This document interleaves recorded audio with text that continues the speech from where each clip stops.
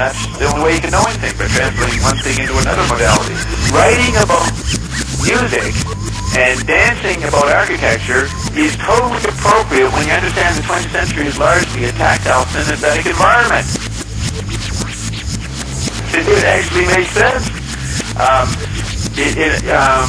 We are writing about music. We are dancing about architecture because architecture could be expanded. If we move from the I-man who has definite Oxford Dictionary definitions for architecture, all of modern 20th century art is to blur those distinctions that literacy creates and categories that are hardening of categories.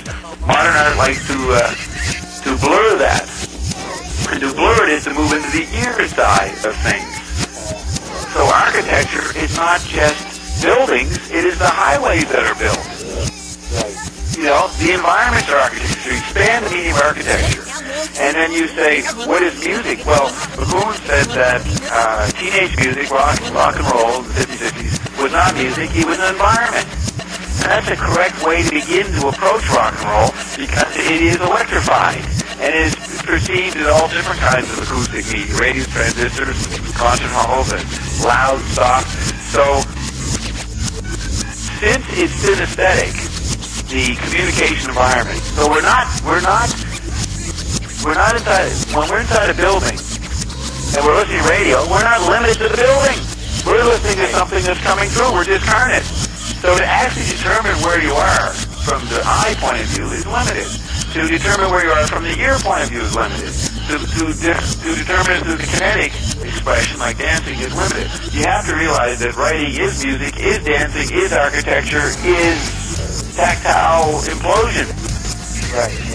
And so when you know the senses and the machines that are extension senses are imploded, increasingly as the 20th century unfolds, you know that, as Lacoon said, the 20th century is a surrealistic canvas from the get-go.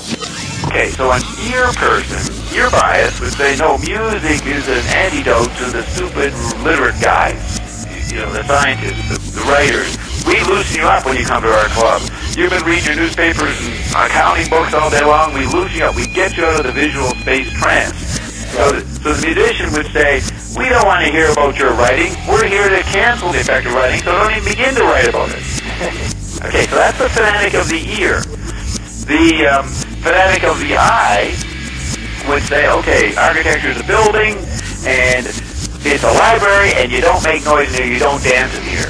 Because the eye guy says architecture is limited to what you think a building is, and doesn't notice that the ear qualities, the tactile, kinesthetic, other forms of media sensibility. So both the eye and the ear are biased. So the ear guy says no writing about music, and the eye guy says no dancing about architecture.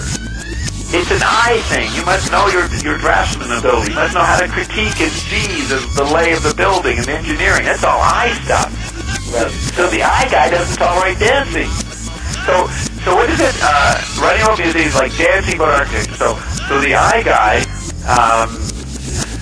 would not appreciate Mercy Cunningham or Martha Graham's interpretation of architecture or something like that, right? I mean, it's interesting. I can understand a musician saying no writing about music. I mean, a fanatic musician, a cool musician, you know, a comprehensive musician wouldn't be limited to that. They'd enjoy the writing because it's translating your music into another sense. That's the only way you can know anything, by translating one thing into another modality.